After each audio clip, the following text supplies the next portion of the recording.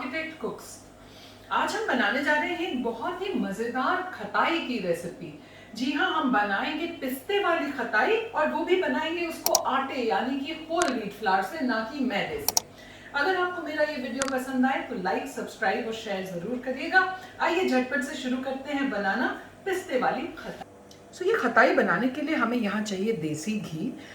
ये semi solid state में होना चाहिए इस तरह का, ना कि पूरा मेल्टेड, क्योंकि उससे फिर हमारी जो विप करते हैं ना हम कैस्टर शुगर के साथ, वो अच्छे से नहीं होती। और मेजर भी हमारा सेमी सॉलिड घी का है। अगर आपका बिल्कुल ही मोल्टन घी है तो आप उसको 10 मिनट के लिए फ्रिज में रख के हल्का सा सेमी सॉलिड स्टेट में ले आइए। By measure this is 1/4 cup of ghee. 1/4 cup अगर घी है तो 1/4 ही कप हमें यहाँ चाहिए पिसी हुई चीनी, और इसके साथ चाहिए आधा कप होल व्हीट फ्लावर यानी आटा। इसको एक क्रंचीनेस देने के लिए 1 टीस्पून ऑफ बेसन यानी ग्राम फ्लावर। एंड यहाँ पे मेरे पास है 1 टेबलस्पून ऑफ चॉप्ड पिस्ता, वेरी फाइनली चॉप्ड, या आप चाहें तो इसको हल्का सा क्रश कर लें। थोड़ा सा ये मिल्क है which if required and as much required we'll add to bind the dough.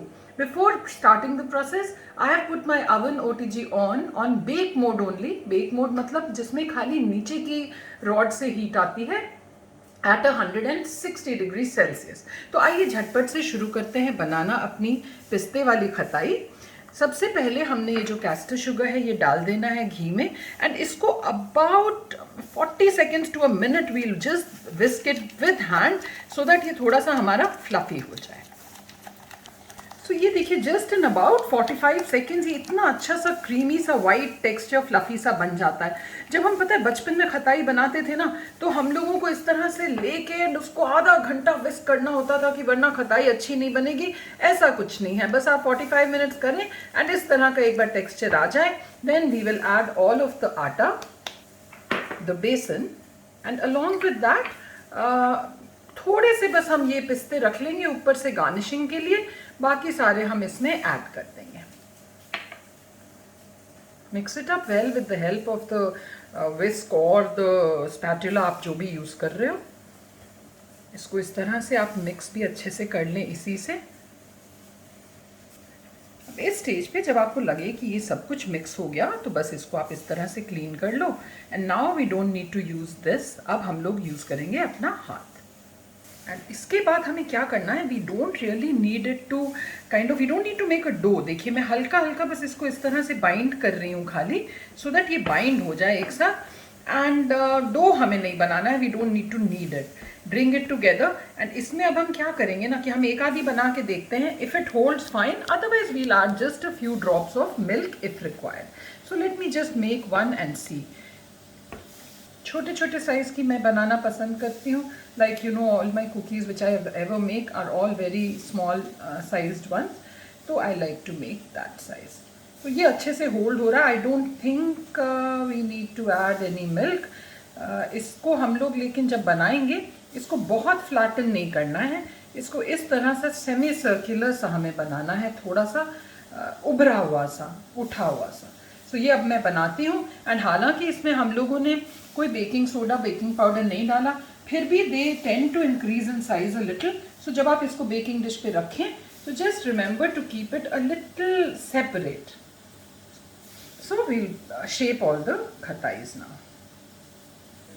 अब एक बार जब हमारी सब खटाइज शेप हो गई तो अब हमने क्या करना है कि इनके ऊपर हम इस तरह से हल्का सा क्रिस क्रॉस लगाएंगे। एक कोई भी फ्लैट एज्ड आप बटर नाइफ ले लें, इस तरह से आप क्रिस क्रॉस लगाते जाएं। Once this is done, now we'll just garnish this with a little pista. अंदर तो हमने बहुत पिस्ता डाला है, लेकिन ऊपर अगर हम गार्निश कर देंगे that looks very nice. So I'll quickly just garnish all of this with the pista. Once all the pista has been garnished, अब जो हमारा OTG है वो तो हमने already pre-heating mode पे लगा दिया था. We'll now just quickly put this to bake. In goes the tray in the middle of the oven, about in the center. We shut this off. And by the time our cookies are baking, the khatai is baking, it's now time for the tip of the day.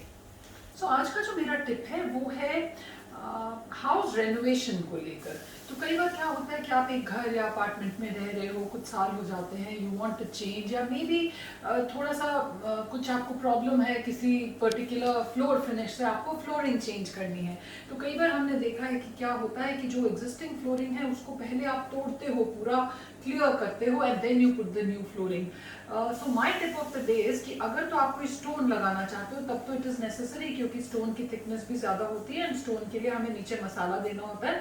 सो अगर आप existing flooring को नहीं निकालोगे तो obviously the height of the room is going to decrease by a lot, so you need to do that. But अगर आपने existing flooring आपकी कोई भी हो, मोज़ेक हो, स्टोन हो, मार्बल हो, टाइल्स हो, उसके ऊपर आपने अगर टाइल ही चेंज करनी है तो my tip is do not remove the existing base, क्योंकि क्या होता है कि आपको एक बहुत फ्लैट अच्छी सी सीधी सी बेस मिल जाती है।